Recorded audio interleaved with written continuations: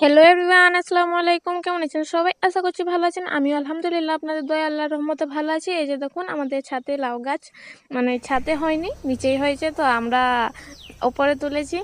এই যে দেখুন কত সুন্দর লাউ গাছগুলো হয়েছে, একদম ঝাপ ঝুপে, আর পাতাগুলো কিন্তু অনেক বড় বড়।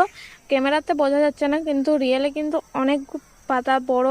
আর এই যে দেখুন লাউ গাছ, মানে লাউ গাছ নেই, লাউ দুটো ধরেছে, অনেকগুলোই ধরেছে, মানে সবগুলো ছোট আছে আর এই দুটো বড় হয়েছে, তো মাচার মতন করা আছে, তো কিছুটা তার জন্য আর একটু হলে মাটিতে ঠেকে যাবে। আর এখানে দেখুন ছোট্ট একটা লাউ, এটাও কিছুদিন পরে ওটার মতনই বড় হয়ে যাবে।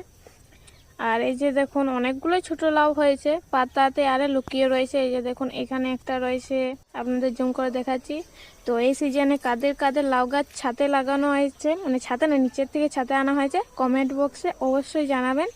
আল্লাহ হাফিজ, ভালো থাকবেন, সুস্থ থাকবেন, টেক কেয়ার, বাই।